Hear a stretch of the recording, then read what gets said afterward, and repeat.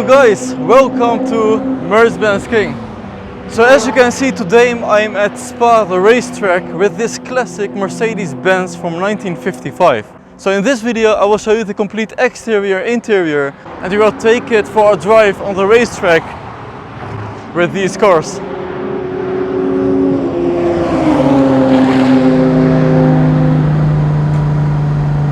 With this amazing classic Ponton W180. This is actually the racetrack where Valtteri Bottas has the best time, 1 minute and 46 seconds. So first, let's check out the exterior and I will show you some of the neat features. This being the W180 and 220A means it has an extended wheelbase by 170 millimeters. That means it has 10 centimeters more legroom in the back seats. And that's all because it has an inline 6-cylinder engine. You also have the Ponton, which is a little bit smaller and looks like a cute dog. Driving the classic Mercedes-Benz really gives you a different feeling, and I will show you that later on in the driving minutes. You can already see the 509 emblem on the backside and the cute dog which nods at every bump.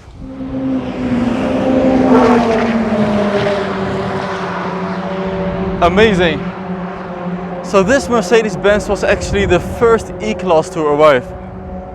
After the World War, it was the first to have the unibody, so this is connected to the chassis of the car.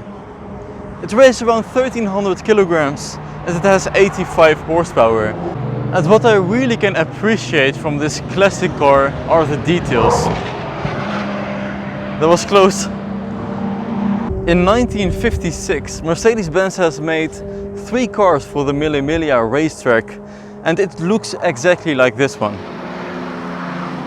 The design, it really suits the Ponton name.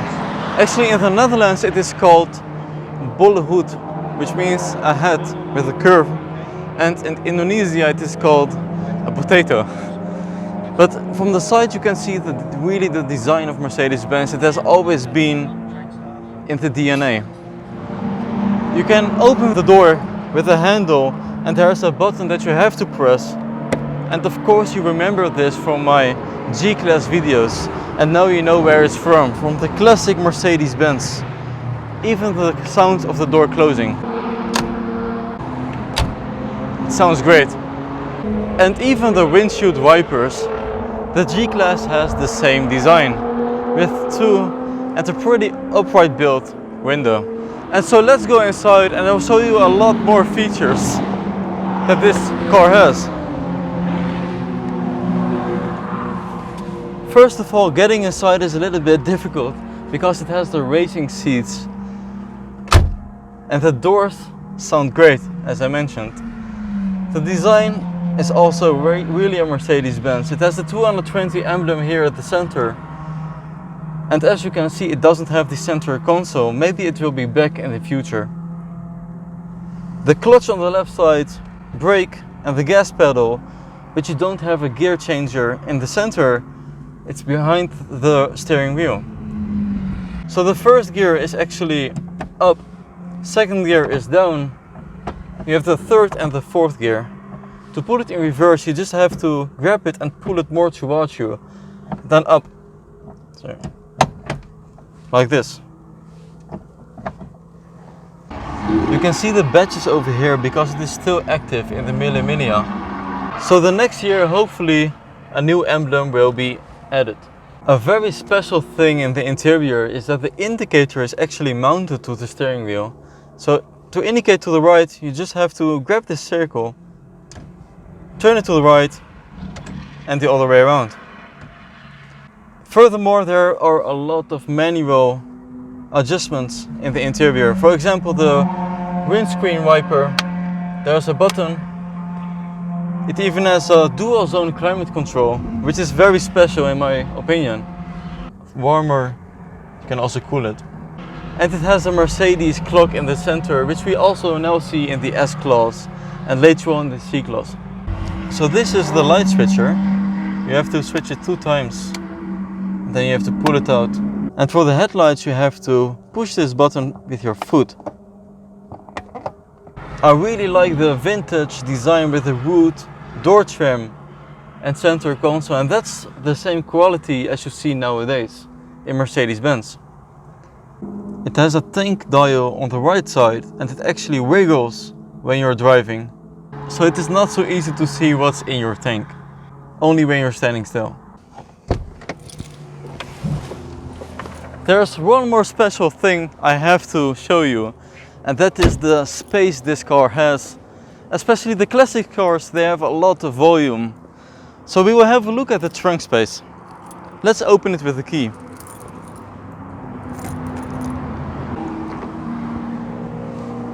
And there you have it, a lot of space.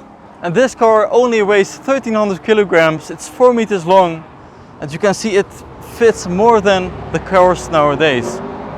It has a spare tire and about 4 bags. So I guess it has around 700 liters of trunk capacity. Great quality, let's close it. Gorgeous design. And that's what you also see now in the new GLE, a little curvy rear. So let's sit in the back seats and I will show you some more.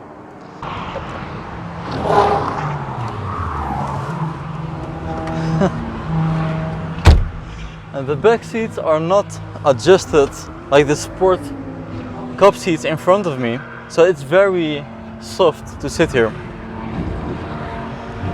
A lot of amazing features, such as an Aschenbecher here behind, and the doors also close with a great sound. A lot of headspace, and because this is the 6-in-line, it has increased with 170 millimeters compared to the 4-cylinder. So you have around 10 centimeters more leg room. So we are actually here as part of a road trip. We started in GP Zuid and we are heading to the Mercedes-Benz Stuttgart Museum. That you will see in the next video. So the front of the car is very iconic. It has a large grille with a Mercedes star on the top. I will just open the hood for you to see the engine. So let's open the door. You have to press this knob, just like you saw on the G-classes in my videos. And I will open the hood. It has a handle down here. Just press it very firm. So let's have a look at what's under the bonnet.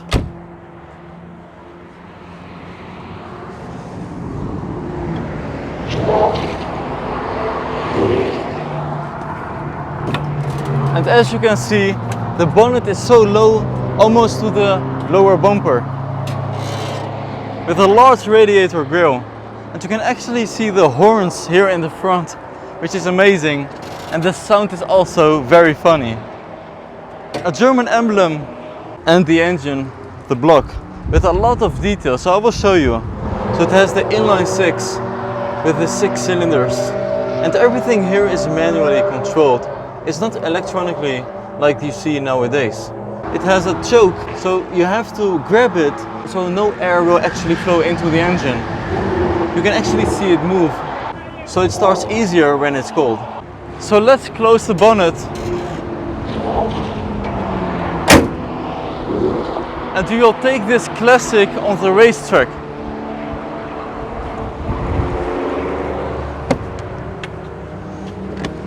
I will just open the window.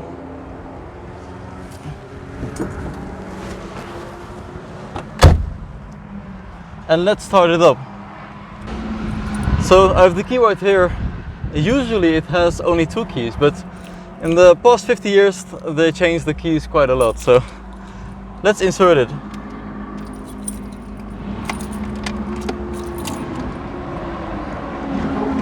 The handbrake, it's in neutral, and let's press the button to start. Oop. Nice. The sound is amazing. I will put it in the first gear, release the handbrake, and we are ready to go and drive on the racetrack. Let's see how it is.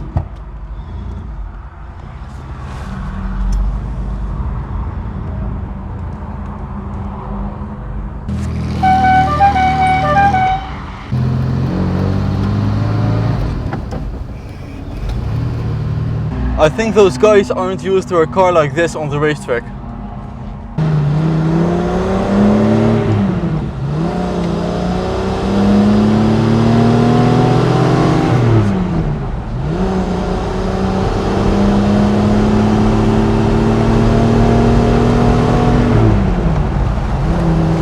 So this is actually the curve where Mika Häkkinen overtook two Formula 1 players.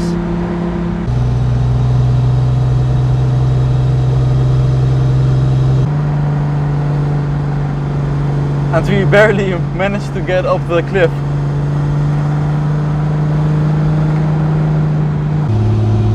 I'm holding firm on the steering wheel because, as you can see, it's kind of wobbling.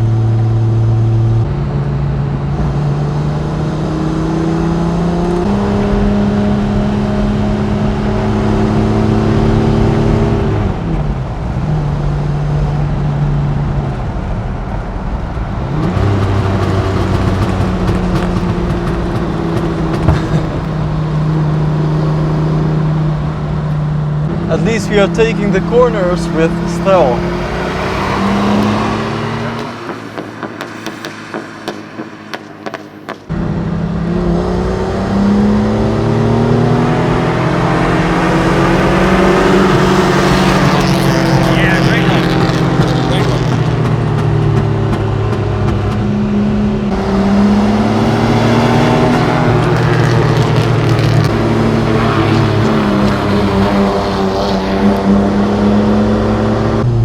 Sound is amazing.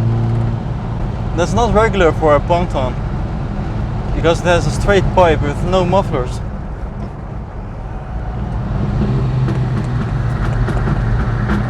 As you can hear.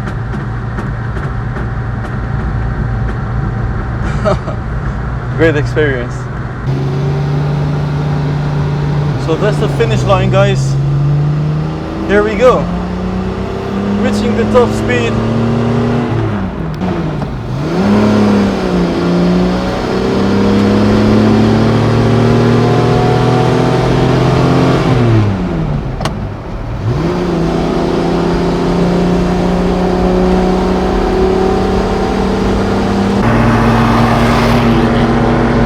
That's it. 12 minutes and 14 seconds.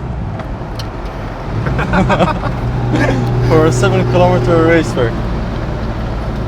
So guys, I hope you like this video with the Ponton, and I will definitely see you guys next time, because check out the road trip video with the Ponton all the way to Stuttgart Museum.